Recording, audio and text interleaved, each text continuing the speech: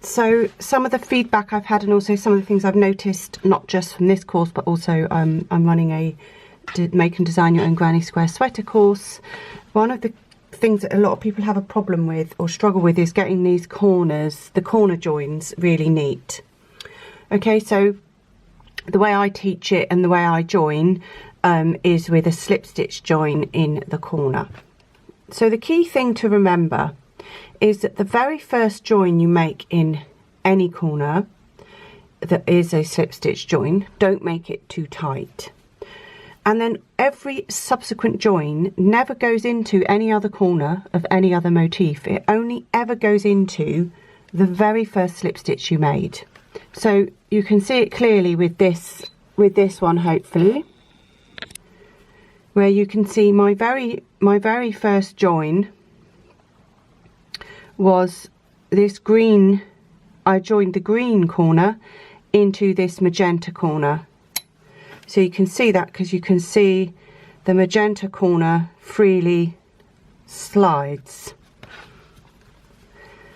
And you can see that the green one was my first slip stitch because as I've put subsequent slip stitches in there, it has turned it into a little ring. So I can tell just by looking at this that I'd made this magenta, the one with the magenta border first. Then I joined this green one with the green last round with a slip stitch. And then I joined either this one or this one. I don't know which one, it doesn't really matter. But both this red one and the yellow one, they only ever went into the slip stitch.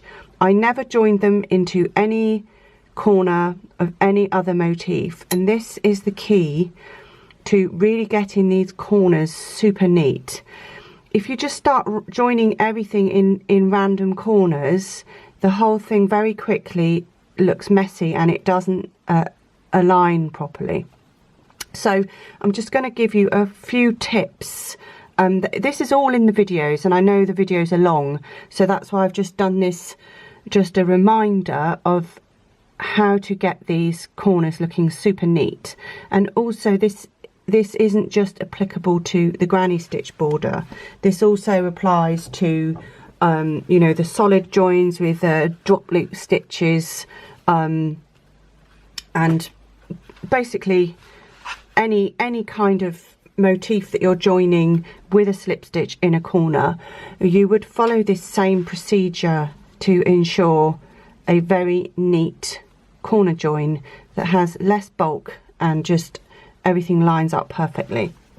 So I'm actually ready to demo with this. I want to join this block onto here. So you can tell that these are just some random blocks I had lying around, because I think I've done this one in a 4mm and this one in a 4.5. So they're not quite the same size, but it just allows me to demonstrate the process. So I'm joining this one onto here. So again, this very first one is going to be a normal slip stitch join in the corner.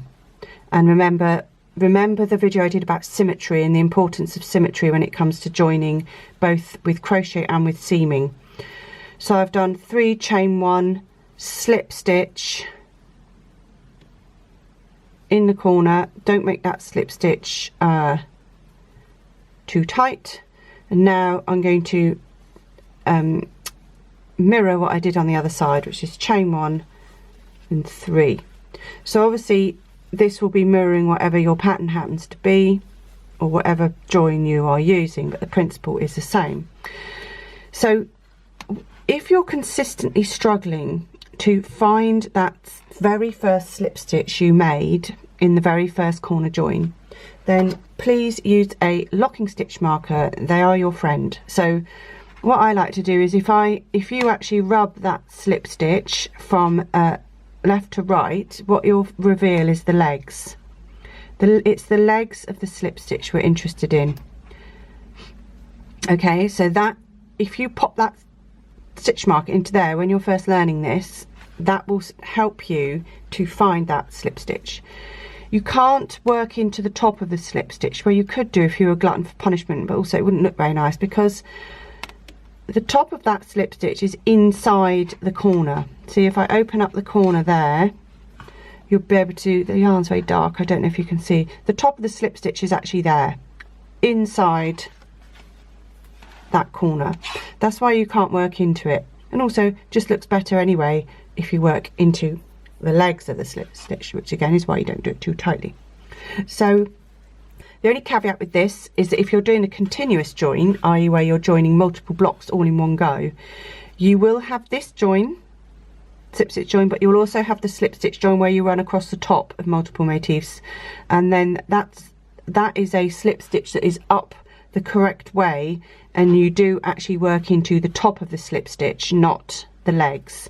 And in that case you will just put a slip stitch in the top of the actual stitch, treat it like a normal stitch. Anyway, let me just finish this side, and we'll join where we've already got a join. So I'm ready to join this next corner, and remember, this was the first square I made, then I made this one and I joined with a slip stitch into the corner of this motif. The only place I ever want to join another slip stitch for corners now is in this one slip stitch. So I'm not going into this space, I'm not going into there, I'm finding that slip stitch and I'm working into the slip stitch, and I'm working from right to left through the legs like that, and then I'm going to pull through a loop, i.e. do a slip stitch, then remembering my symmetry of the corner, I'm going to chain 1 and 3 double in the crochet, or whatever your corner happens to be. So let's have a quick look now, and you can see where I've joined in that corner, and I've only gone into the slip stitch and not any of the other motifs. So when I come to join this fourth motif, I'll do exactly the same. I mean, I've actually deliberately made that slip stitch quite loose just to demonstrate the technique. I wouldn't normally do it that loose. When I come to join the next motif, I'm also going to be joining into that slip stitch and not any of these other motifs, only the slip stitch.